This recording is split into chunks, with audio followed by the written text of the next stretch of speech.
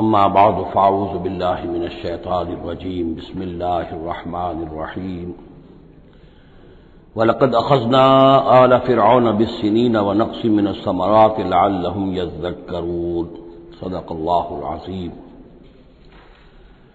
آگے بڑھنے سے پہلے دو باتوں کی وضاحت ہو جائے۔ ایک تو تصحیح کرنی ہے مجھے اس بات کی کہ حضرت موسیٰ علیہ السلام جب نبوت سے سرفراز ہو کر مصر واپس آئے ہیں تو اس وقت جو بادشاہ تھا فرعون، وہ اصل میں اس بادشاہ کا بیٹا تھا جس بادشاہ کے زمانے میں کہ یہ بچے کی حیثیت سے دریائے نیل سے باہر نکالے گئے تھے اور جس کی گود میں گویا کہ پلے تھے۔ وہ فرعون بھی ابھی زندہ تھا، بوڑھا ہو چکا تھا، لیکن اس کے حضرت موسیٰ علیہ السلام کے محل میں آنے تک تو کوئی اولاد نہیں ہوئی تھی۔ بعد میں اسے بھی اللہ نے ایک بیٹا دیا اور اب وہ بیٹا جوان تھا، اور وہ بیٹا جو ہے حضرت موسیٰ علیہ السلام کے ساتھ محل میں پلا بڑھا تھا، بالکل ایسے جیسے بھائی ہوتے ہیں۔ تو اس کے دل میں بھی محبت بہت تھی، گویا کہ حضرت موسیٰ کی حیثیت بڑے بھائی کی تھی، اور اس فرعون کی جس کو اب اس باپ نے تخت سے دستبردار ہو کر اپنا زندہ ہونے کے باوجود سارے امور سلطنت جو ہے تفویض کر دیے تھے اپنے اس بیٹے کو، اس کے دل میں بھی محبت تھی اور اس نے بھی قتل کرنے سے گریز کیا۔ دوسری بات جو آخری آیت تھی 15ویں رکوع کی، یہ ہمارے لیے خاص طور پر لمحہ فکریہ ہے، مسلمانان پاکستان کے لیے، کہ ہم نے بھی تحریک پاکستان جو چلائی تو ہندوؤں کے غلبے کے خوف سے کہ اگر ہندوستان ایک وحدت کی حیثیت سے آزاد ہوا اور جو جدید دنیا کا جمہوری اصول ہے ون مین ون ووٹ، تو ہندو جو ہے اتنے غالب ہو جائیں گے کہ ہمیں دبا لیں گے، ہمیں ایکسپلائٹ کریں گے، ہماری تہذیب، تمدن، دین، مذہب، عقیدہ، زبان، ہر چیز کو برباد کریں گے۔ تو اللہ تعالیٰ نے ہمیں اس تحریک پاکستان میں جو بھی ہم نے کوشش کی اس میں کامیابی دی، اور بالکل یہی الفاظ وَيَسْتَخْلِفَكُمْ فِي الْأَرْضِ، اور تمہیں زمین میں طاقت عطا کرے، قوت عطا کرے، حکومت عطا کرے، فَيَنْظُرَ كَيْفَ تَعْمَلُونَ، پھر وہ دیکھے گا تم کرتے کیا ہو، تمہاری روش کیا رہتی ہے، تم پھر کیا طرز عمل اختیار کرتے ہو، تم واقعتاً اللہ کے بندے بنتے ہو اور اللہ ہی کی حکومت قائم کرتے ہو، یا یہ ہلدی کی گانٹھ جو تمہیں مل جائے تو اس کو لے کر تم پنساری بن کر بیٹھ رہتے ہو اور اپنی حکومت اور اپنی مرضی اور اپنی خواہشات کے مطابق وہ نظام وہاں کا چلاتے ہو۔ وَلَقَدْ أَخَذْنَا آلَ فِرْعَوْنَ، اور وہی قانون جو کہ سورہ انعام میں بھی آیا تھا، سورہ اعراف میں بھی، جب حضرت موسیٰ علیہ السلام آل فرعون کی طرف آئے تو اب یہ جو رد و قدح وہاں شروع ہوئی، تو اس دوران میں اللہ تعالیٰ نے قوم فرعون کے اوپر بہت سے چھوٹے چھوٹے عذاب بھیجنے شروع کیے تاکہ وہ ہوش میں آئیں، جاگیں۔ وَلَقَدْ أَخَذْنَا آلَ فِرْعَوْنَ، اور ہم نے پکڑا فرعون والوں کو بِالسِّنِينَ، بار بار قحط آ رہے ہیں، وَنَقْصٍ مِّنَ الثَّمَرَاتِ، اور فصلوں کی تباہی سے، لَعَلَّهُمْ يَذَّكَّرُونَ، شاید کہ وہ نصیحت پکڑے۔ فَإِذَا جَاءَتْهُمُ الْحَسَنَةُ، جب بھی کبھی درمیان میں حالات بہتر ہو جاتے تھے، اچھی صورتحال ہوتی تھی، قَالُوا لَنَا هَٰذِهِ، وہ کہتے تھے یہ تو ہمارے لیے ہے ہی، ہماری محنت کا، ہماری پلاننگ کا، ہماری مساعی کا، ہماری جدوجہد کا ثمرہ ہے۔ وَإِن تُصِبْهُمْ سَيِّئَةٌ، اور جب انہیں کوئی تکلیف آتی تھی، یطیروا بموسیٰ ومن معہ، تو اسے سمجھتے تھے کہ یہ موسیٰ اور اس کے ساتھیوں کی نحوست کی وجہ سے ہے۔ الا انما طائرهم عند اللہ، آگاہ ہو جاؤ کہ ان کی نحوست، ان کی شوبی قسمت جو ہے وہ اللہ کے ہاتھ میں ہے۔ ولکن اکثرهم لا يعلمون، لیکن ان کی اکثریت علم نہیں رکھتی، سمجھتے نہیں۔ وقالوا مهما تأتنا به من آیۃ لتسحرنا بها، اور وہ کہتے تھے بہت ہی چیلنجنگ انداز میں کہ اے موسیٰ، کہ تم اپنے جادو کے زور سے ہمارے اوپر جو جو چیزیں لا رہے ہو، جو مصیبتیں لا رہے ہو تاکہ تم ہم پر جادو کرو، فما نحن لک بمؤمنین، تو اس کے باوجود ہم ثابت قدم ہیں، صابر ہیں، ہم اپنے عقائد پر، اپنے نظام پر جمے ہوئے ہیں، ہم آپ کی بات ماننے والے نہیں ہیں۔ فارسلنا علیہم الطوفان، پھر ہم نے ان پر زیادہ بڑی مصیبتیں بھیجی، طوفان وجراد، اور ٹڈی دل جس سے کہ فصلیں چٹ ہو گئی، القمل، اور چچڑیاں، یہ قمل ہی سے ملتی جلتی شے جو ہے کھٹمل ہے ہماری، یہ جو انسان کے لیے پسو اور جس طریقے سے کہ اس کے خون کو چوستی ہیں، والضفادع، اور میںڈک، اس کثرت سے میںڈک ہو گئے، کہ جو برتن اٹھاؤ اس کے اندر سے میڈک برآمد ہو رہا ہے، اور ظاہر بات ہے کہ اس سے گھن آتی ہے، ہانڈی میں سے میڈک پھلک کر نکل رہا ہے۔ والدمع، اور خون کی بارش، آیات مفصلات، یہ ہم نے نشانیاں بھیجی وقفے وقفے سے، ساری ایک دم نہیں، ایک مرتبہ ایک نشانی ہے پھر دوسری نشانی ہے۔ فاستکبروا وکانوا قوما مجرمین، اس کے باوجود وہ استکبار پر اڑے رہے، اور وہ بڑی ہی اڑیل قوم تھے، مجرم قوم تھے۔ ولما وقع علیہم الرجس، اور جب ان پر وہ مصیبت آ جاتی تھی، یعنی یہ کہ ہوتے ہوتے اب ان کی جو اکڑ خونی ہے اس میں کم سے کم یہ کمزوری واقع ہو گئی، یہ نرمی واقع ہو گئی جو آگے آ رہی ہے۔ ولما وقع علیہم الرجس، جب ان پر وہ عذاب آتا تھا، قالوا یا موسیٰ، تو وہ حضرت موسیٰ سے کہتے تھے، ادع لنا ربک بما عہد عندک، اپنے رب کو پکارو، دعا کرو جو تمہارا اس سے قول و قرار ہے، تمہارا عہد ہے اس کے ساتھ، تاکہ وہ ہمیں اس مصیبت سے نجات دے۔ لئن کشفت عنا الرجس، اگر اس نے ہم سے اس عذاب کو ہٹا دیا، کھول دیا، لنؤمنن لک، ہم تمہاری بات مان لیں گے۔ یہ ایمان کے ساتھ جب لام آتا ہے تو اس کے معنی وہ ایمان ایک عقیدے والا ایمان نہیں ہوتا، مان لیں گے، تمہاری بات مان لیں گے۔ ایک ہے ایمان بے کے ساتھ، آمنت باللہ وملائکتہ وکتبہ، تو با کے ساتھ جب آتا ہے پورے وثوق کے ساتھ، یقین کے ساتھ، گہرے اعتماد کے ساتھ، اور ایک ہے کسی کی بات سرسری طور پر مان لینا، تو وہ پھر ایمان لام کے ساتھ ہوتا ہے۔ لنؤمنن لک، ہم آپ کی بات مان لیں گے، وَلَنُرْسِلَنَّ مَعَكَ بنی اسرائیل، اور آپ کے ساتھ ہم بنی اسرائیل کو اس ملک سے جانے دیں گے۔ اصل میں وہ کیوں نہیں جانے دینا چاہتے تھے؟ اس لیے کہ ان کے لیے وہ بڑی ہی چیپ لیبر تھی، ان کے غلاموں کی حیثیت تھی، اور بڑے بڑے بھاری کام ان سے کرواتے تھے۔ احرام مصر کی تعبیر میں نہ معلوم کتنے اسرائیلیوں کی ہڈیاں جو ہے وہ دفن ہیں، بڑی بڑی چٹانیں جو ہیں وہ جب اوپر کھینچی جاتی تھی، اگر کوئی گرتی تھی تو ان کے 20 نہیں سینکڑوں جو ہے اس کے اندر پس جاتے تھے۔ تو ظاہر بات ہے کہ وہ چیپ لیبر جو انہیں ملی ہوئی تھی اس کو چھوڑنے کے لیے آسانی سے وہ تیار نہیں تھے، اس حوالے سے انہیں یہ شاخ گزر رہا تھا، ورنہ ظاہر بات ہے وہ بھی جانتے تھے کہ یہ ہمارے اس ملک کے رہنے والے نہیں ہیں، یہ فلسطین سے آئے تھے حضرت یوسف علیہ السلام کے زمانے میں، لیکن جیسا کہ میں نے عرض کیا آپ سے پہلے کہ ابتدا میں ان کے لیے وہاں بڑی آؤ بھگت رہی، بڑے عیش رہے، وہ پیرزادوں کی طرح ان کا احترام کیا گیا، انہیں بہترین زمینیں دی گئیں، جوشن کا علاقہ کہلاتا ہے جو نیل کا ڈیلٹا ہے، جو سب سے زیادہ زرخیز علاقہ ہے، وہ ان کو دیا گیا، وہاں یہ لوگ جو زمیندار بنے۔ لیکن اس کے بعد جب وہ نیشنلسٹ ریولوشن آیا تو بات ساری جو ہے وہ الٹی ہو گئی، تو فرمایا کہ ہم بھیج دیں گے آپ کے ساتھ بنی اسرائیل کو۔ فلما کشفنا عنہم الرجس، لیکن جب ہم ان سے وہ مصیبت کو دور کر دیتے تھے، الی اجل ہم بالغوہ، ایک مدت تک کے لیے کہ جس تک وہ پہنچ جائیں، لیکن ظاہر بات ہے کہ ہر ایک چیز کے لیے ایک مدت ہے، اس کے اندر ہی وہ بات ختم ہوتی ہے۔ اذا ہم ینکثون، تو پھر وہ اپنے عہد سے پھر جاتے تھے، اپنا وہ وعدہ جو تھا وہ اس کو توڑ دیتے تھے۔ فانتقمنا منہم، اب now cutting a long story short, بس ہم نے ان سے انتقام لیا۔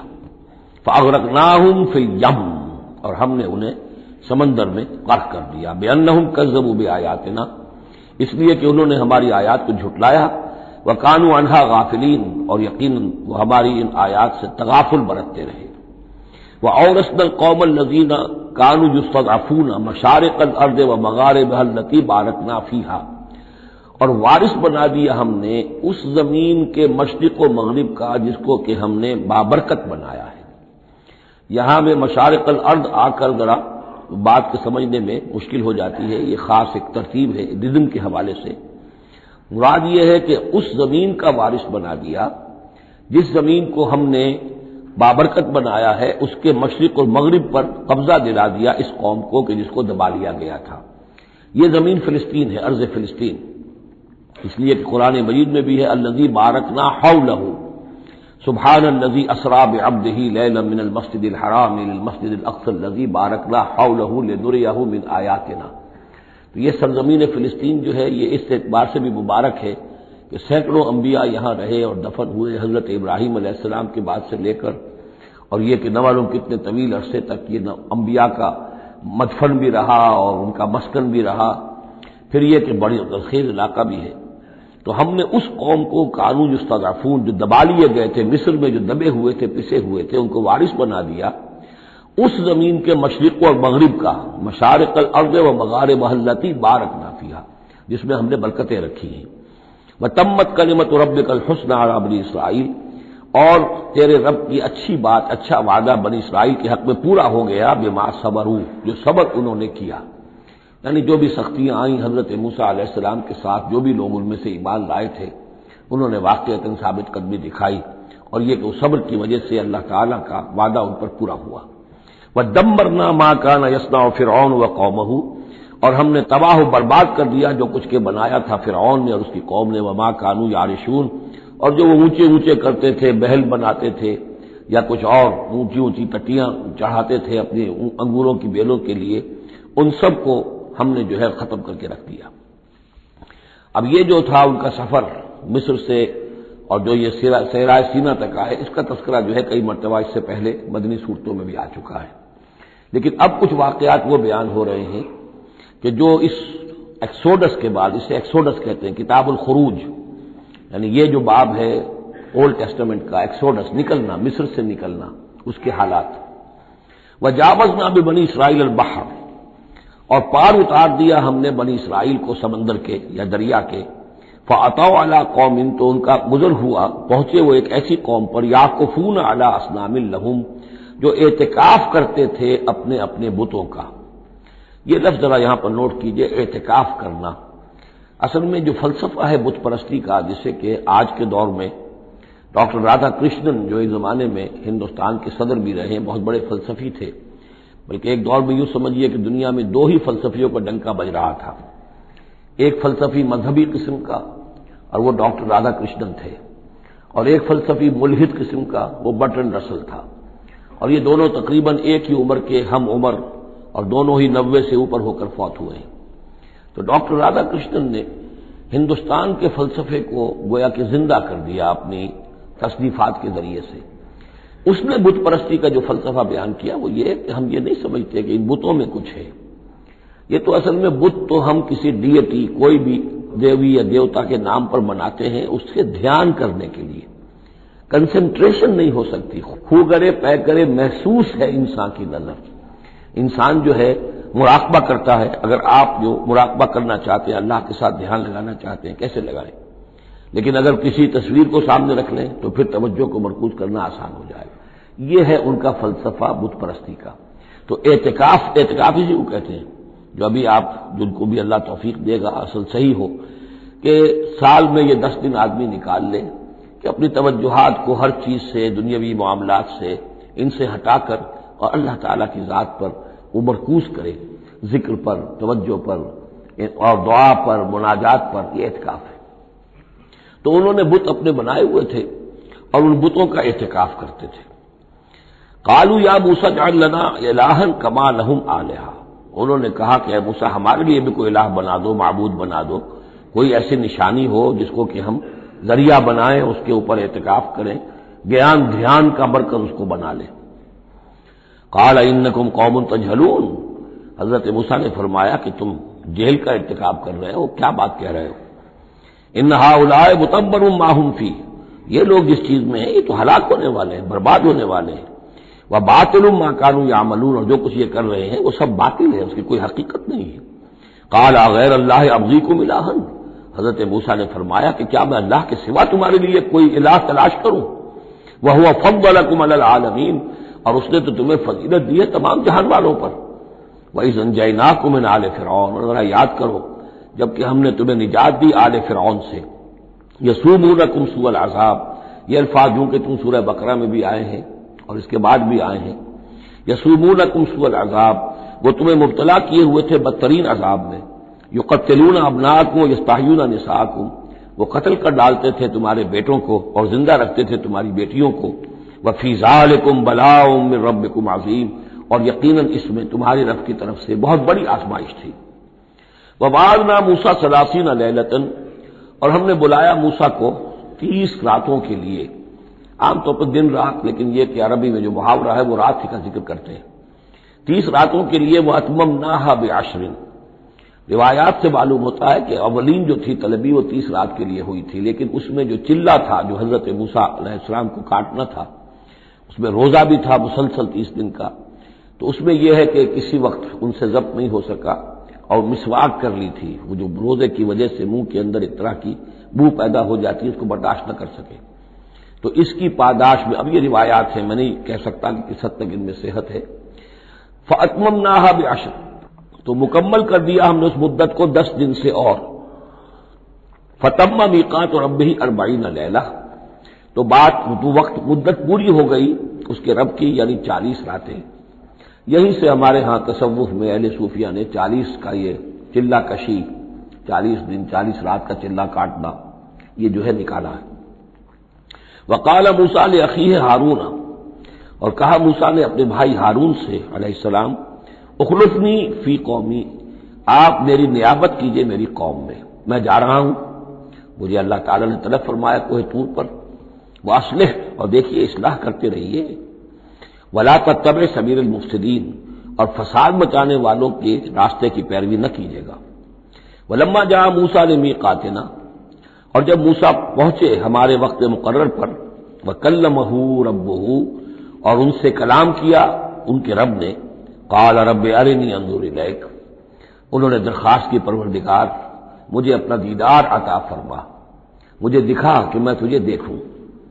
قال لن ترانی، اللہ نے فرمایا تم مجھے ہرگز نہیں دیکھ سکتے، ولکن انظر الی الجبل، لیکن ذرا اس پہاڑ کو دیکھو، فإن استقر مکانہ، اگر وہ اپنی جگہ پر کھڑا رہ جائے، برداشت کر جائے ہماری تجلی کو، فسوف ترانی، تو تم بھی سوچنا کہ شاید ہمیں دیکھ سکو۔ فلما تجلی ربہ للجبل، جب اللہ نے اپنی تجلی ڈالی پہاڑ پر، اب یہ جلی کہتے ہیں روشن چیز کو، جلی شے روشن، تجلی یہ باب تفاعل ہے، کسی شے کا خود روشن ہو جانا، تو اللہ تعالیٰ کی یہ ذات کی تجلی ہے کہ جو پہاڑ پر ڈالی گئی، جعلہ دکن، جس سے کہ وہ پہاڑ جو ہے وہ بالکل ریزہ ریزہ ہو گیا، وخر موسیٰ صاعقا، اور حضرت موسیٰ علیہ السلام بھی تجلی باری تعالیٰ کے اس بالواسطہ مشاہدے کے نتیجے میں بھی وہ بے ہوش ہو کر گر پڑے۔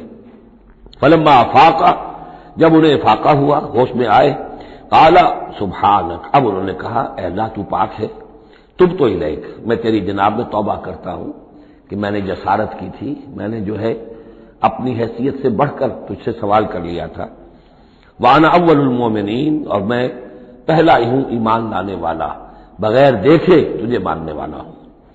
قال یا موسیٰ انی اصطفیتک علی الناس برسالاتی، اللہ نے فرمایا موسیٰ میں نے تمہیں چن لیا ہے لوگوں پر، تمام انسانوں میں سے تمہیں چنا ہے، پسند کیا ہے اپنے پیغام کے لیے، رسالات کے لیے، وبکلامی، اور اپنے کلام کے لیے، یہ خاص مقام ہے، امتیازی مقام ہے حضرت موسیٰ کا۔ وکلم اللہ موسیٰ تکلیما، فخذ ما آتیتک وکن من الشاکرین، تو لے لو جو میں تمہیں دے رہا ہوں اور بن جانا شکر کرنے والوں میں، یعنی یہ الواح جو ہے جو ہم دے رہے ہیں اس میں احکام لکھے ہوئے ہیں، یہ تم لے لو اور ان کا حق ادا کرو۔ وَكَتَبْنَا لَهُ فِي الْأَلْوَاحِ، اور ہم نے لکھ دیا اس کے لیے تختیوں پر، وہ پتھر کی تختیاں، مِن كُلِّ شَيْءٍ مَوْعِظَةً، ہر طرح کی نصیحت، وَتَفْصِيلًا لِكُلِّ شَيْءٍ، اور ہر طرح کے احکام کی تفصیل، یعنی جو بنیادی احکام ہے، موٹے موٹے احکام ہیں، یوں سمجھیے کہ وہ در حقیقت ایک طرح سے ڈینجر سگنلز ہیں۔ اگر آپ کسی پہاڑی راستے پر جا رہے ہیں تو جگہ جگہ آپ کو نشانات ملتے ہیں کہ ذرا یہاں بچ کے گزرنا، تو شریعت خداوندی جو ہے وہ بھی در حقیقت انسانی تمدن کا جو پیچیدہ سفر ہے اس میں ڈینجر کوشنز ہیں، ڈینجر سگنلز ہیں، یہاں اس سے ذرا دور رہنا، اس سے ذرا ہٹ کر رہنا، اس کے اندر اندر آدمی جو ہے وہ اپنی محنت کرے، کوشش کرے، جدوجہد کرے، مباحات کے دائرے کے اندر جو بھی اس کا ہے چوائس اس کو اختیار کر لے، لیکن جو محرمات ہیں وہ حدود ہیں، تلک حدود اللہ فلا تقربوها، تو شریعت کی جو آسمانی شریعت ہے اصل بنیاد یہی ہے کہ زندگی کے ہر گوشے سے متعلق چند موٹے موٹے احکام دے دیے، اس کے اندر جو ہے وہ کھلا چھوڑ دیا انسان کو کہ اب اس کے اندر اپنی سمجھ سے، اپنے اجتہاد سے، اپنی کوشش سے، اپنی عقل کو بروئے کار لا کر کام کرو۔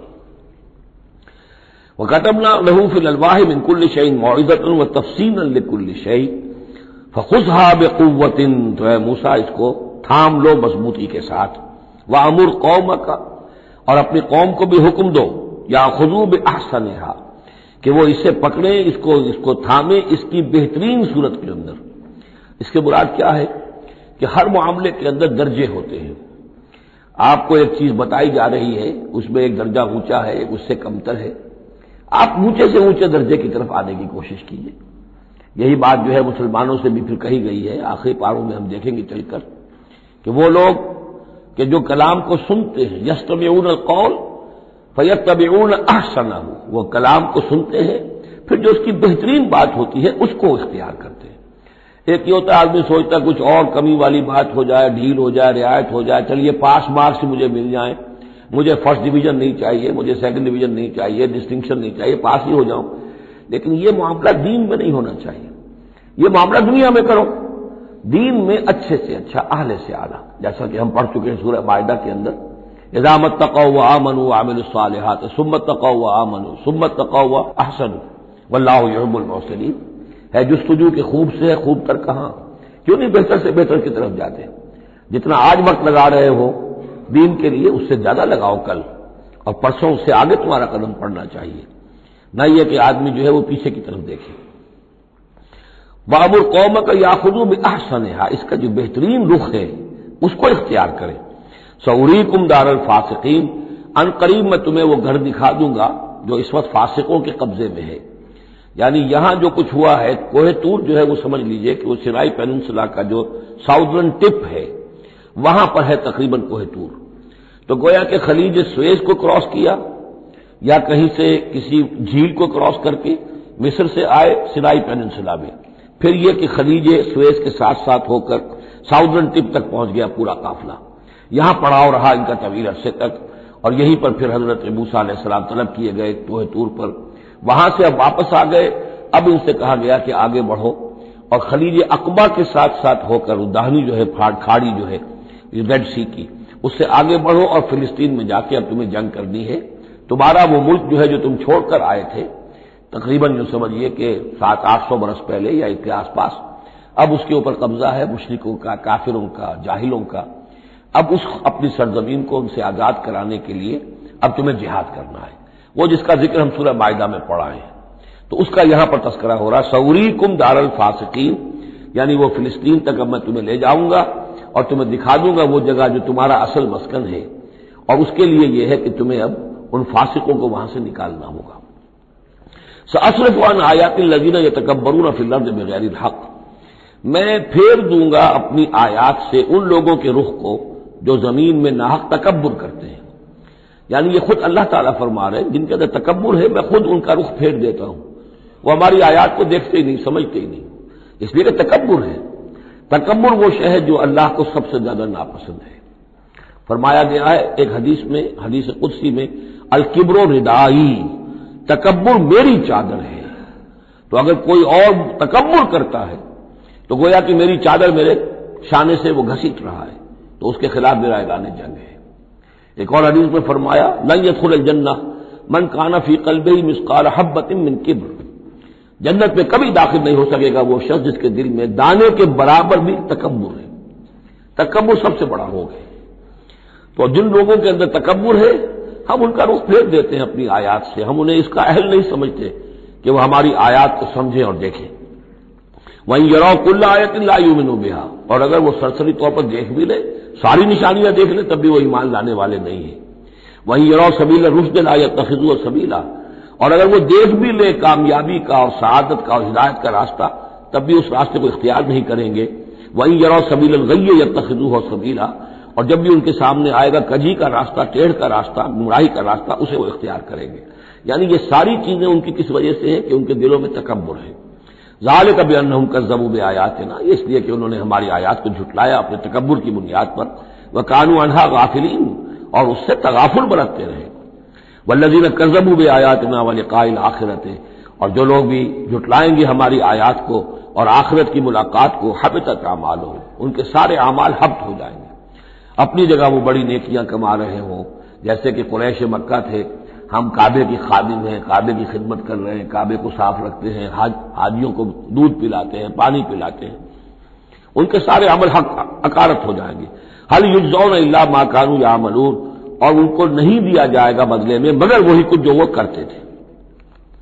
واتخذ قوم موسیٰ من بعدہ من حلیہم عجلا جسدا لہ خوار، اور بنا لیا موسیٰ کی قوم نے ان کے بعد.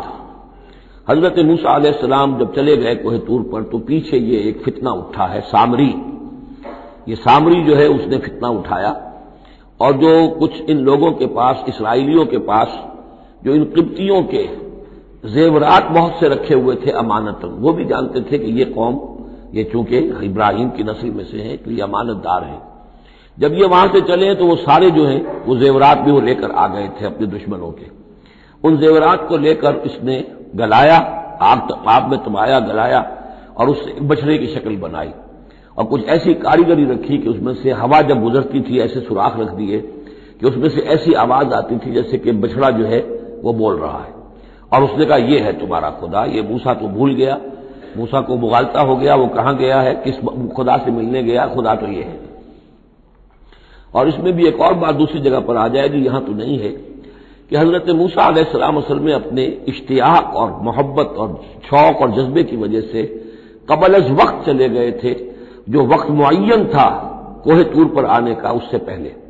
تو اللہ نے جواب طلبی کی تھی، ما عجلک عن قومک یا موسیٰ، اے موسیٰ اپنی قوم کو چھوڑ کر پہلے کیسے آ گئے ہو؟ اور انہوں نے جواب دیا، اجلت الیک رب لترضی، پروردگار میں جلدی آیا تاکہ تو راضی ہو جائے، تو میرا شوق دیکھ، میرا اشتیاق دیکھ، تیری محبت، تجھ سے گفتگو اور کلام کی جو میرے اندر شوق ہے اس کی وجہ سے آیا ہوں۔ تو گویا کہ وہ تو شاباش کی توقع رکھتے تھے، یہاں ڈانٹ پڑ گئی۔ ما عجلک عن قومک یا موسیٰ قال عجلت الیک رب لترضی، لیکن اللہ نے فرمایا فإنا فتنا قومک من بعدک، تمہاری اس عجلت کی وجہ سے ہم تمہاری قوم کو تمہارے بعد فتنے میں ڈال چکے ہیں۔ تو جلدی خیر کے لیے بھی نہیں کرنی چاہیے، خیر کے کام کو بھی عین وقت پر سہج پکے سو میٹھا ہو۔ تو اس اضلهم السامری، سامری نے انہیں گمراہ کر دیا ہے، وہ تذکرہ ہو رہا ہے۔ من حلیہم، زیوروں سے، عجلاً جسداً، ایک بدن سا بنایا بچڑے کا سا، لہو خوار، جس میں گائے کی سی آواز آتی تھی۔ الم یروا انہ لا یکلمہم، کیا انہوں نے یہ نہیں غور کیا کہ وہ نہ ان سے بات کر سکتا ہے، وہ گدھے کی سی یا گھوڑے کی سی یا بچڑے کی سی آواز سے تو کوئی بات نہیں بنتی۔ ولا یہدیہم سبیلا، نہ انہیں وہ کوئی راستہ بتا سکتا ہے۔ اتخذوہ وکانوا ظالمین، انہوں نے اسی کی عبادت شروع کر دی، اسے معبود بنا لیا، اور وہ تھے بہت ظالم۔ ولما سقط فی ایدیہم ورأوا انہم قد ضلوا، اور جب ان کے ہاتھوں کے طوطے اڑ گئے، پچھتاوا ہوا، یعنی ان میں سے بھی گویا کہ 3 حصوں میں قوم تقسیم ہو گئی۔ ایک قوم، بڑا حصہ قوم کا وہ رہا جو اس گناہ میں شریک نہیں ہوا، ایک حصہ وہ تھا کہ جو کچھ دیر کے لیے شریک رہا لیکن فوراً ہوش میں آ گیا بعد میں۔ تیسرا حصہ وہ تھا جو حضرت موسیٰ علیہ السلام کی واپسی تک اس پر اڑا رہا، جازم رہا۔ تو یہاں اس درمیانی طبقے کا ذکر ہو رہا ہے۔ ولما سقط فی ایدیہم ورأوا انہم ضلوا، جب ان کے ہاتھوں کے طوطے اڑ گئے، ان کے پچھتاوا طاری ہوا، اور انہوں نے سوچا ہم تو گمراہ ہو گئے، یہ ہم کیا کر بیٹھے۔ قالوا لئن لم یرحمنا ربنا، انہوں نے کہا کہ اگر ہمارے رب نے ہم پر رحم نہ فرمایا، ویغفر لنا، اور اگر ہمیں بخش نہ دیا، لنکونن من الخاسرین، تو ہم تو ہو جائیں گے بہت خسارے والوں میں سے۔ ولما رجع موسیٰ الی قومہ غضبان اسفا، تو جب موسیٰ لوٹے اپنی قوم کے پاس غضبان اسفا، غضبان یہ فعلان کے وزن پر، رحمان کے وزن پر، نہایت غضبناک۔ حضرت موسیٰ علیہ السلام کا مزاج بھی جلالی تھا، پھر یہ کہ اتنی بڑی گمراہی، اور یہ اللہ تعالیٰ نے کوہ طور ہی پر بتا دیا تھا کہ تمہاری قوم پیچھے فتنے میں پڑ چکی ہے اور وہ گمراہ ہو چکی ہے۔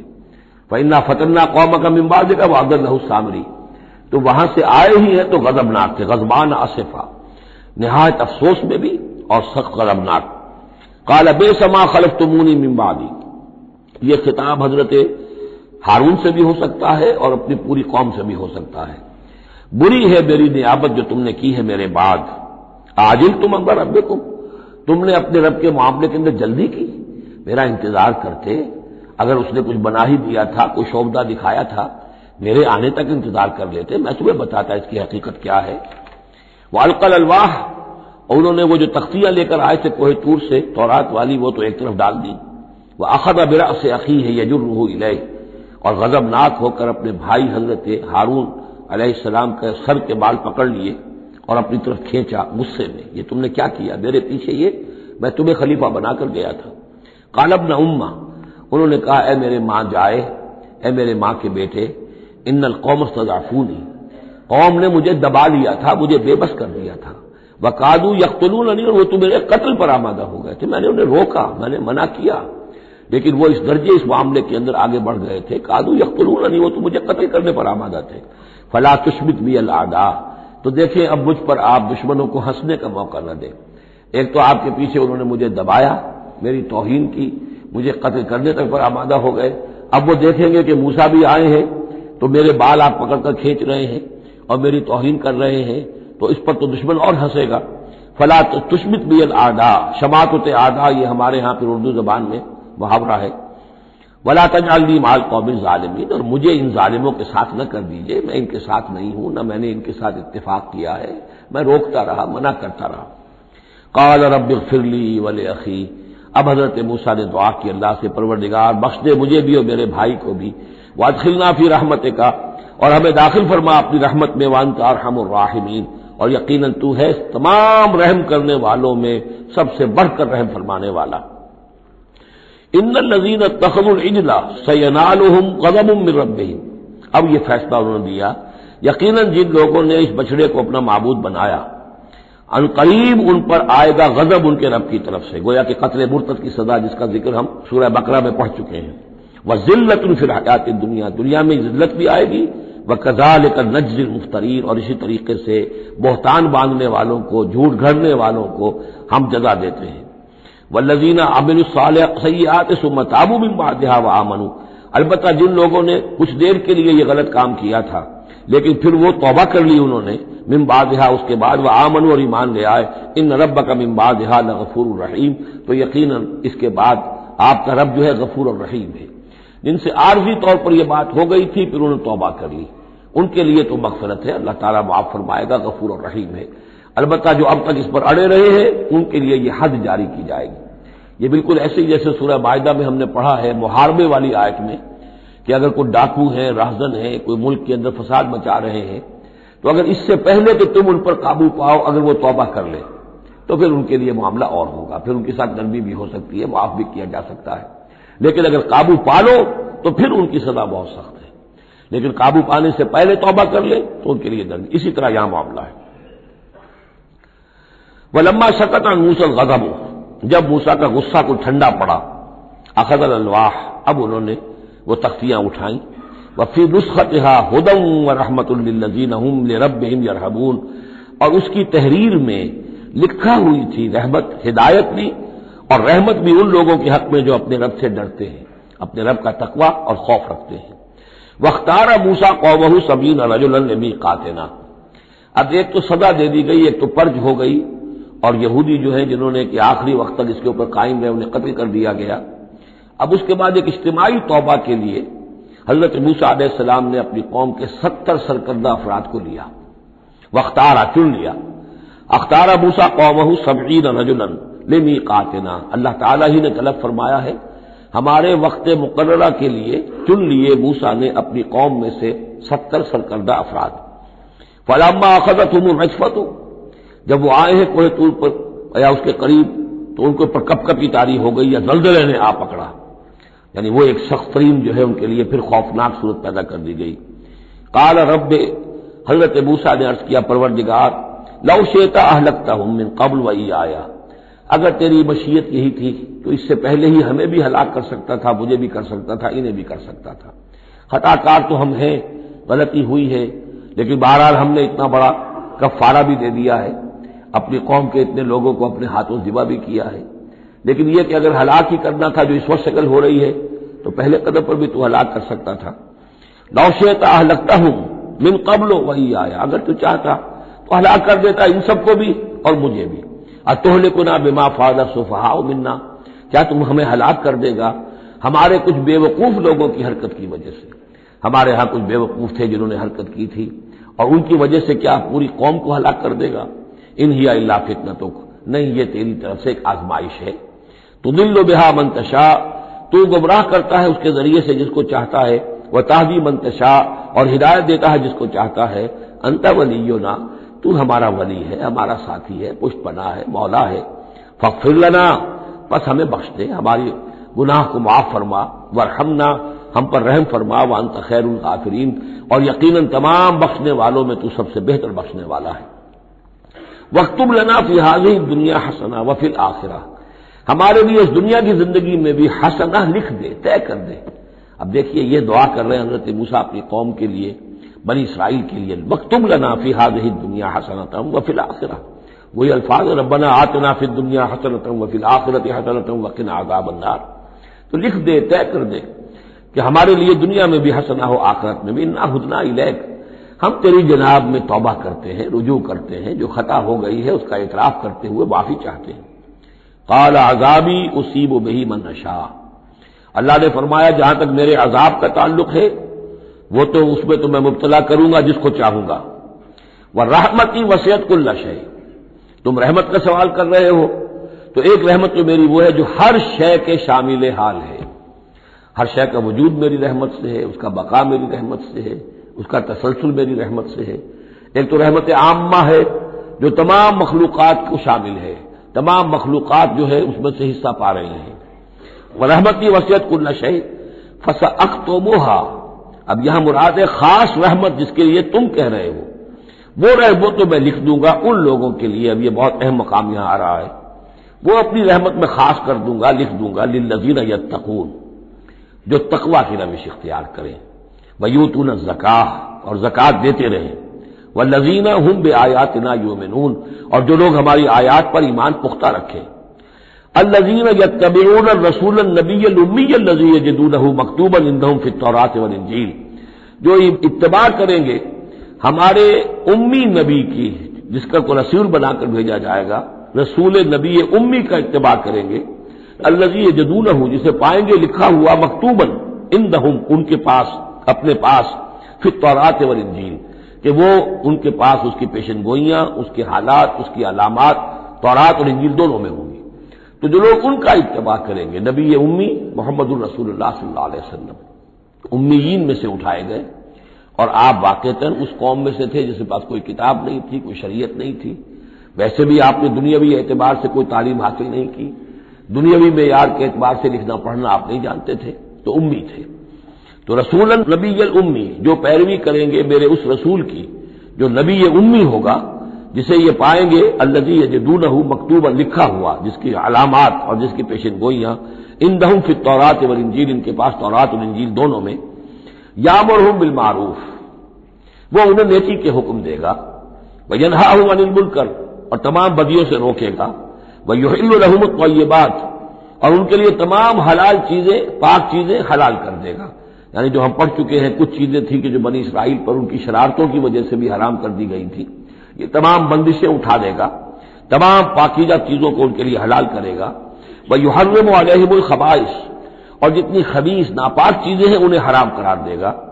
وَيَضَعُ عَنْهُمْ إِصْرَهُمْ وَالْأَغْلَالَ الَّتِي كَانَتْ عَلَيْهِمْ، اور ان سے اتار دے گا، دور کر دے گا، انہیں نجات دے گا ان کے بوجھوں سے اور ان کی ان توقوں سے کہ جو ان کے اوپر پڑے ہوئے ہوں گے، یعنی مختلف رسوم اور رواج، ان کے توق جو لوگ باندھ لیتے ہیں اپنے گلوں کے اندر۔ چاؤ چاؤ میں کچھ لوگ دولت والے جو ہیں وہ نئی نئی رسمیں ایجاد کرتے ہیں، نئے نئے تہوار ایجاد کرتے ہیں، نئی نئی جو ہے اور تقریبات کا چرچا ہو جاتا ہے۔ غریبوں کے لیے پھر ان کو پورا کرنا پڑتا ہے، شادی بیاہ کی یہ تقریبات ہیں۔ اب جن کے پاس حرام کی دولت کے انبار جمع ہیں ان کے لیے تو اپنی دولت مندی کے اظہار کا موقع ہے، کیسے پتہ چلے گا ہم دولت مند ہیں؟ اسی طریقے سے جیسے کہ ہندوؤں کے ہاں بنیے کی دولت کیا لگتی تھی مکان پر یا بیاہ شادی پر، باقی کھانا پینا ان کے ہاں نہیں تھا، نہ اچھا پہننا، نہ اچھا کھانا، نہ اچھا پینا، لیکن مکان بنائیں گے تو عالیشان، اور دوسرے یہ کہ شادی کریں گے تو پھر ٹھاٹ کے ساتھ۔ یہی ہمارے ہاں بھی معاملے چلے آ رہے ہیں، وہ ہندوانہ پس منظر ہے اور اس میں رسومات ہیں۔ اب یہ امیروں کے لیے تو چونچلے ہیں، غریبوں کے لیے یہ اسر اور اغلال ہیں۔ اسر وہ بوجھ کو جن کو لے کے چل نہ سکے، نتیجہ کیا نکلتا ہے؟ بچیاں بیٹھی ہوئی ہیں، ہاتھ پیلے نہیں ہو سکتے، شادی نہیں ہو سکتی، نہ نومن تیل ہو، نہ راجا ناچے، نہ سارے تقاضے پورے ہوں، نہ شادی ہو سکے۔ تو یہ جو اسر اور اغلال لوگوں نے، پھر یہ کہ جو سوشل ایوولوشن کہہ لیجئے یا جو بھی اس کے اندر تنزل ہوا ہے، جس کے نتیجے میں لوگوں کے اوپر طرح طرح کی قیدیں آ گئی ہیں، کہیں جو ہے وہ جاگیرداری نظام آ گیا ہے، اس کی قید ہے، کہیں بادشاہت ہے، امپیریلزم ہے، اس کی قید ہے، کہیں سرمایہ دار نظام ہے، اس کا تشدد ہے۔ تو محمد جب آئیں گے، یہ اللہ تعالیٰ فرما رہے ہیں، ان تمام قیدوں سے نجات دلائیں گے، ان تمام بوجھوں سے نوع انسانی کو نجات دیں گے، عدل اور قسط کا نظام قائم کریں گے، تو وہ چاہے رسومات کی شکل میں ہو اور چاہے یہ کہ ایک نظام ظالمانہ ایکسپلائٹیٹو اگر نظام ہے، ریپریسو نظام ہے، تو اس کو ہٹا کر فالذین آمنوا بہ. اب یہ جو الفاظ آ رہے ہیں اس آیت مبارکہ کے، یہ بہت اہم ہے. اس پر میرا ایک پورا کتابچہ موجود ہے کہ جس کا عنوان ہے نبی اکرم صلی اللہ علیہ وسلم سے ہمارے تعلق کی بنیادیں. فالذین آمنوا بہ گنتی کر لیجئے، تو جو لوگ ان پر ایمان لائیں گے، پہلی شرط ہے ایمان. وعزروہ، اور ان کا ادب کریں گے. ونصروہ، اور اس کی مدد کریں گے. واتبعوا النور الذی انزل معہ، اور اس نور کی پیروی کریں گے جو ان کے ساتھ نازل کیا جائے گا. اولئک هم المفلحون، یہی لوگ ہوں گے فلاح پانے والے. اللہم ربنا اجعلنا منہم. اب یہاں تھوڑی سی وضاحت کر لیجئے. فالذین آمنوا بہ، وہ لوگ جو اس پر ایمان لائیں گے. ایمان کے دو تقاضے سمجھ لیجئے. ایک تقاضا اطاعت، لا یؤمن احدکم حتی یکون ہواہ تبعا لما جئت بہ. تم میں سے کسی شخص کا مجھ پر ایمان نہیں ہے جب تک کہ اس کی خواہش نفس تابع نہ ہو جائے اس کے جو میں لے کر آیا ہوں، جو احکام میں لے کر آیا ہوں. تم اگر جب ایمان رکھتے ہو کہ میں اللہ کی طرف سے لے کر آیا ہوں تو تمہیں ان کو ماننا ہے. لا یؤمن احدکم حتی یکون ہواہ تبعا لما جئت بہ. دوسرا تقاضا لا یؤمن احدکم حتی اکون احب الیہ من والدہ وولدہ والناس اجمعین. تم میں سے کوئی شخص مومن نہیں ہو سکتا جب تک کہ میں اسے محبوب تر نہ ہو جاؤں، اپنے باپ سے بھی، بیٹے سے بھی، تمام انسانوں سے. تو ایک غائب درجے میں اتباع و اطاعت، اور دوسرے غائب درجے میں محبت محمد رسول اللہ صلی اللہ علیہ وسلم کی. یہ ایمان کے تقاضے ہیں. اب اس کا نتیجہ خود بخود نکلے گا. پھر آپ کی تعظیم ہوگی، عظمت ہوگی، آپ کا نام جہاں سنیں گے درود آپ پڑھیں گے. یہ ساری چیزیں جو ہیں، اور یہ کہ جہاں آپ کا کوئی قول آپ کو سنایا جائے فوراً زبان بند ہو جانی چاہیے. پھر یہ نہیں کہ اپنی عقل جو ہے آدمی لڑا رہا ہے. ہاں اس کی تحقیق ہو سکتی ہے کہ واقعتاً یہ حضور نے فرمایا یا نہیں فرمایا، یہ حدیث ضعیف ہے، مضبوط ہے، کیسی ہے. لیکن اس وقت خاموش ہونا ضروری ہے. جب کسی نے کہا یہ حدیث ہے، ہو سکتا ہے کہ حدیث صحیح ہو اور حضور کی طرف اس کی نسبت جو ہے وہ صحیح ہو، مضبوط ہو. لہذا فوری طور پر اپنی زبان بند کر دینا یہ ادب کا تقاضا ہے.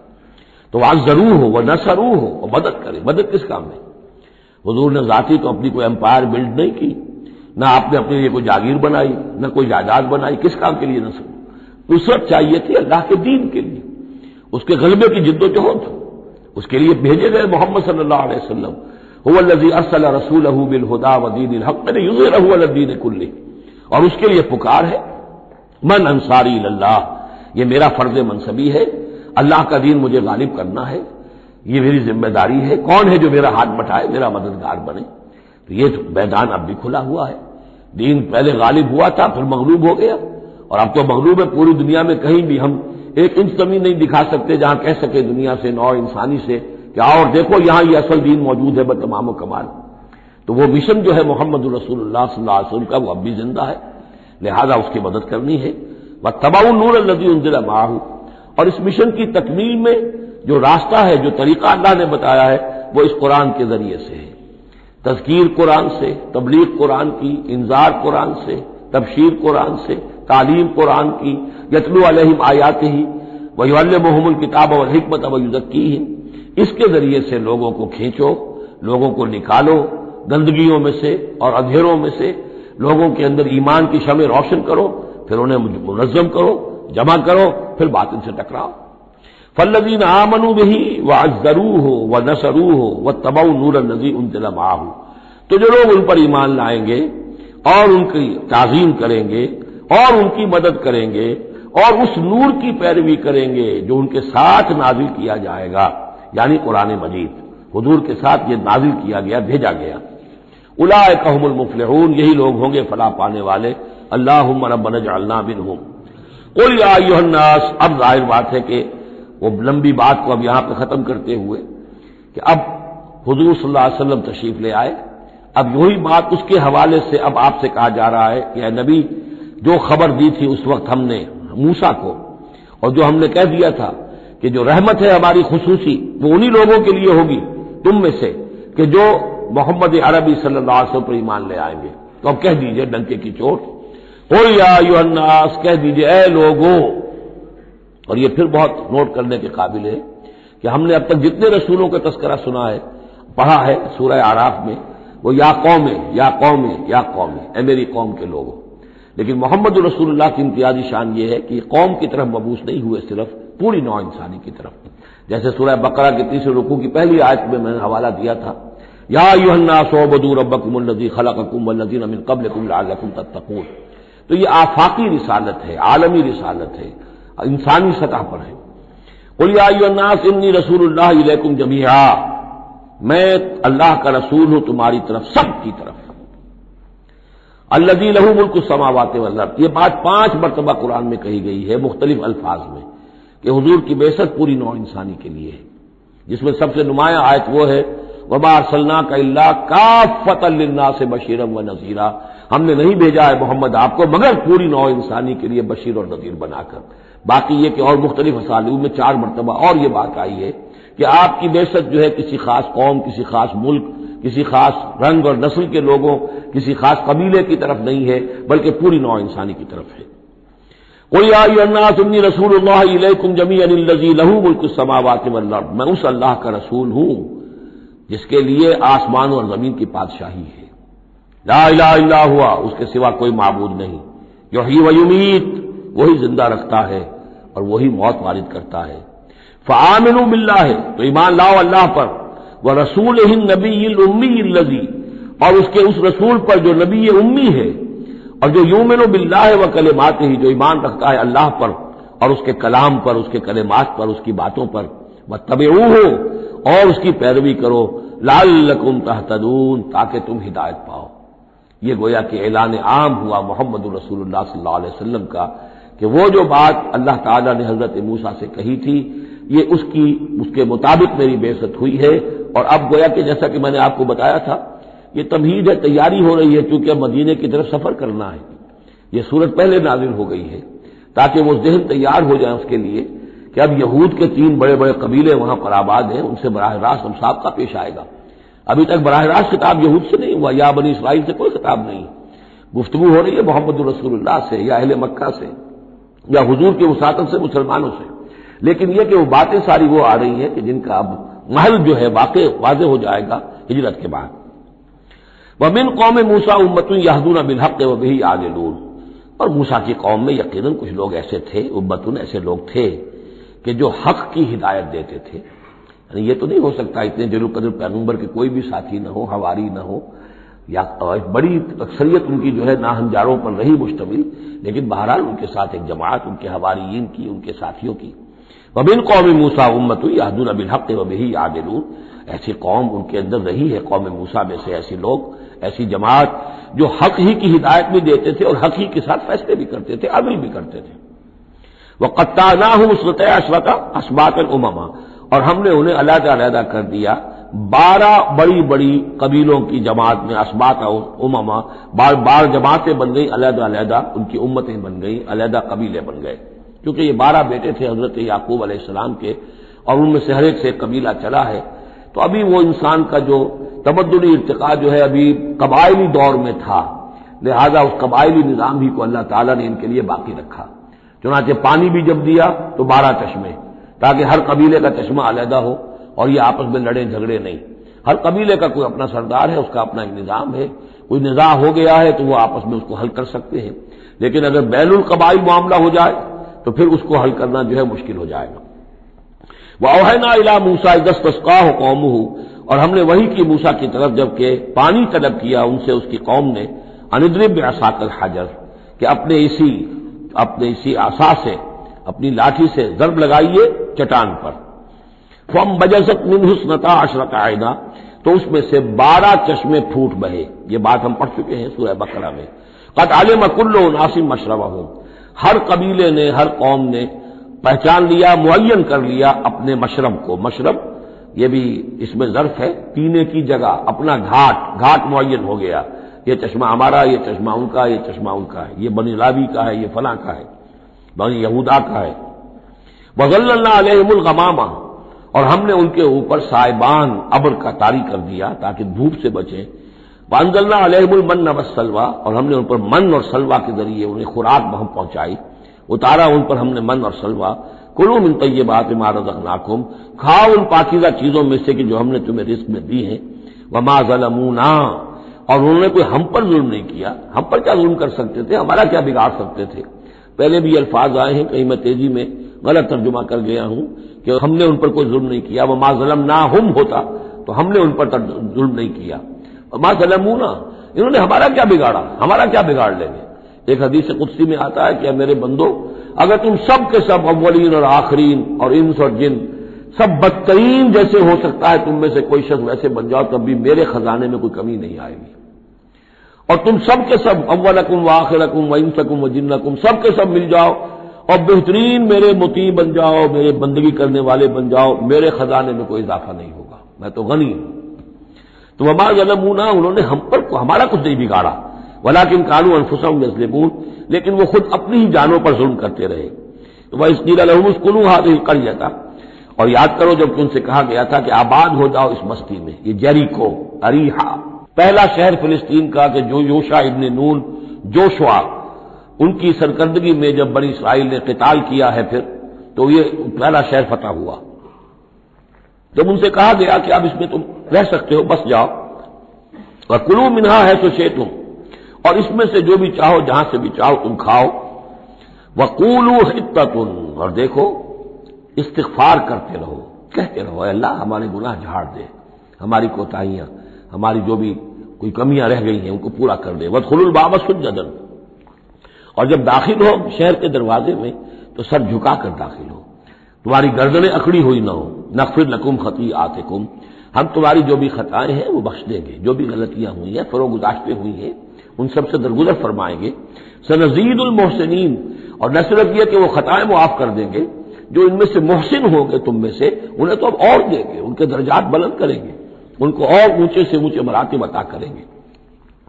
فبدل الذین ظلموا منہم قولا غیر الذی قیل لہم، تو بدل دیا ان میں سے جو ظالم تھے، گناہ گار تھے، ایک ایسی بات کو کہ جو ان سے کہی گئی تھی اس کی بجائے، یعنی وہ کہا گیا تھا حطۃ حطۃ حنطۃ حنطۃ، ہمیں گیہوں چاہیے گیہوں چاہیے۔ فارسلنا علیہم رجزا من السماء، تو ان پر ہم نے آسمان سے ایک عذاب بھیج دیا، جن لوگوں نے وہ غلط حرکت کی تھی ان پر پلیگ آئی اور وہ سب کے سب ہلاک ہو گئے۔ بما كانوا یظلمون، بسبب ان کے اس ظلم کے جو انہوں نے اپنے آپ پر کیا تھا۔ واسألهم عن القرية التي كانت حاضرة البحر، اور ذرا ان سے سوال کیجئے اس بستی کے بارے میں کہ جو ساحل سمندر پر تھی، حاضرۃ البحر، سمندر کے کنارے پر تھی۔ یہ اب اصحاب سبت کا واقعہ آ رہا ہے۔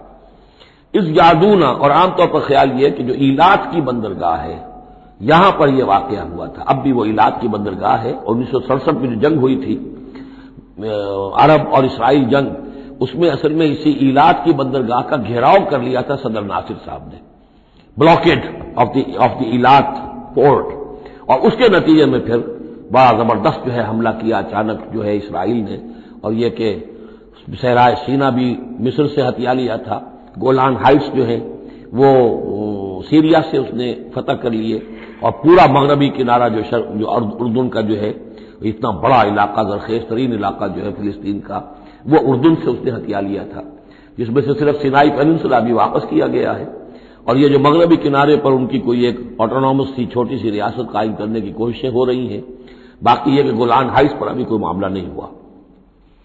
تو وہیں پر اسی ایلات بندرگاہ پر یہ واقعہ ہوا ہے، وہیں پر یہ کوئی قوم مچھیروں کی آباد تھی۔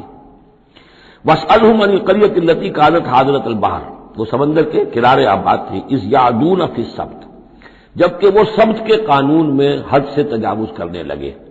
اذ تأتیہم حیتانہم یوم سبتہم شرعا، جبکہ آتی تھیں ان کی مچھلیاں ان کے پاس یوم سبتہم، جس دن کہ ان کا سبت ہوتا تھا، شرعا، شرع جیسے کہ نیزہ کو چلاتا ہے، یعنی یہ کہ کبھی اگر آپ نے کماڑی میں کھڑے ہو کر دیکھا ہو تو کبھی کبھی ایسا ہوتا ہے کہ کوئی مچھلی جو ہے وہ چھلانگ مار کے اوپر آتی ہے پھر اندر چلی جاتی ہے۔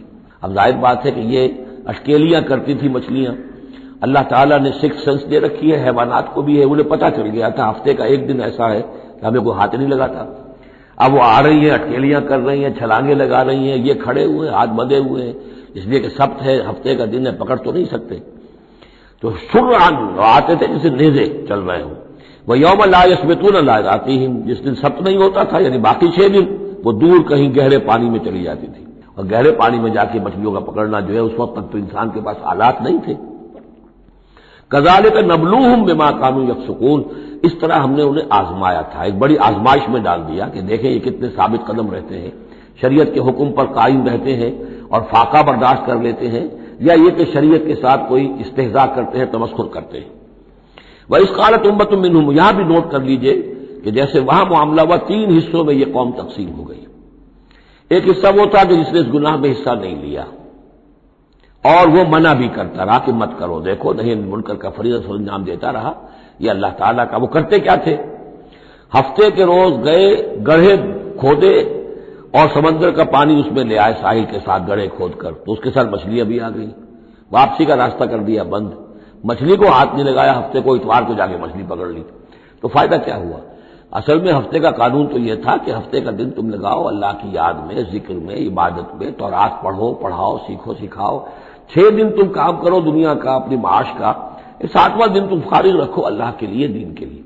لیکن جب وہ گڑھے کھودنے میں دن صرف ہو گیا تو چاہے مچھلی پکڑی یا نہیں پکڑی، تو جو اصل روح تھی اس حکم کی وہ تو ختم ہو گئی. تو یہ ہے کہ جس میں انہوں نے استہزاء کیا، گویا کہ شریعت کا مذاق اڑایا. اب ایک تو وہ تھے کہ جنہوں نے نہ تو اس جرم میں حصہ لیا اور وہ منع بھی کرتے رہے. ایک وہ تھے کہ جو حصہ تو نہیں لیا جرم میں لیکن منع نہیں کرتے تھے، خاموش رہتے تھے. تیسرے وہ تھے کہ جو جرم کے اندر باقاعدہ جری ہو کر وہ حصہ لے رہے تھے. تو اب جو لوگ منع کر رہے تھے ان سے انہوں نے کہا جو منع نہیں کر رہے تھے، جو خود بھی نہیں کر رہے تھے لیکن منع بھی نہیں کر رہے تھے. اس قالت امت، جب کہا اس درمیانی طبقے نے، منہم ان میں سے، لم تعظون قوما اللہ مہلکہم، کیوں واعظ کر رہے ہو ان لوگوں کو، کیوں اپنے آپ کو ہلکان کرتے ہو کہہ کہہ کہ تم اور نہی عن المنکر کا فریضہ سر انجام دے دے کے تھک گئے ہو. یہ قوم اب ماننے والی نہیں ہے، اللہ اس کو ہلاک کر کے رہے گا. لم تعظون قوما اللہ مہلکہم او معذبہم عذابا شدیدا، یا انہیں پھر عذاب دے گا بہت سخت عذاب. قالوا، اب یہ جواب کن کی طرف سے ہے؟ جو خود بھی بچے ہوئے تھے گناہ سے، روک بھی رہے تھے اپنی امکانی حد تک کہ خدا کے لیے باز آ جاؤ، یہ شریعت کا استہزاء نہ کرو، مذاق نہ اڑاؤ. قالوا معذرۃ الی ربکم، انہوں نے کہا کم سے کم اپنے رب کے ہاں ہم عذر تو پیش کر سکیں گے کہ اے پروردگار، ہم آخری وقت تک انہیں روکتے رہے، ہم نہیں عن المنکر کا فرض سر انجام دیتے رہے، ہم نے اپنی بات نہیں چھوڑی. ہم نہ صرف یہ کہ اس گناہ سے خود بچے رہے بلکہ ان گناہ گاروں کو بھی روکتے رہے. وَلَعَلَّهُمْ يَتَّقُونَ، اور یہ اس سے بھی زیادہ اہم ہے، اور کیا پتہ ہو سکتا ہے ان میں تقویٰ پیدا ہو جائے. کیسے آپ کہہ سکتے کسی ایک بندے کی سمجھ میں آ جائے، کوئی ایک شخص تائب ہو جائے؟ تو جیسا کہ حضور کی حدیث ہے، حضرت علی سے خطاب کر کے آپ نے فرمایا، لا یہدی اللہ بک رجلا واحدا خیر لک من حمر النعم، اگر اللہ تمہارے ذریعے سے علی ایک شخص کو بھی ہدایت دے دے تو یہ تمہارے لیے سرخ اونٹوں سے بڑھ کر دولت ہے. تو اگر ایک بھی بچ جائے، لعلہم یتقون. فلما نسوا ما ذکروا بہ، تو پھر جب انہوں نے نظر انداز کر دیا اس نصیحت کو جو انہیں کی جا رہی تھی، یعنی لگے رہے اپنے اس جرم کے اندر، انجینا الذین ینہون عن السوء، ہم نے بچا لیا ان کو جو کہ بدی سے روکتے تھے. عذاب سے بچے ہیں صرف وہ جو بدی سے روکتے تھے. وَأَخَذْنَا الَّذِينَ ظَلَمُوا بِعَذَابٍ بَئِيسٍ بِمَا كَانُوا يَفْسُقُونَ، اور پکڑ لیا ہم نے ان کو کہ جو اس ظلم میں، گناہ میں اور شریعت کا استہزاء کرنے میں کہ جو مجرم تھے، ان کو ایک بہت ہی برے عذاب میں پکڑا، ان کی اس ناہنجاری کی وجہ سے، سرکشی کی وجہ سے، نافرمانی کی وجہ سے. فلما آتاؤ عما نہوا عنہ، جب وہ بڑھ گئے، چڑھ گئے، بہت ہی آگے بڑھ گئے ان چیزوں میں جن سے ان کو روکا گیا تھا، قلنا لہم کونوا قردۃ خاسئین، تو ہم نے کہہ دیا کہ اب ہو جاؤ بندر، ذلیل بندروں کی شکل میں ان کی صورتیں جو ہیں وہ تبدیل کر دی گئی. یہ ہے وہ مکمل واقعات جس کا حوالہ اس سے پہلے کئی بار آ چکا ہے. سب سے پہلے سورہ بقرہ میں بھی آیا تھا، اس کی تفصیل یہاں آ گئی ہے. بارک اللہ لی و لکم فی القرآن العظیم و نفعنی و ایاکم بالآیات والذکر الحکیم.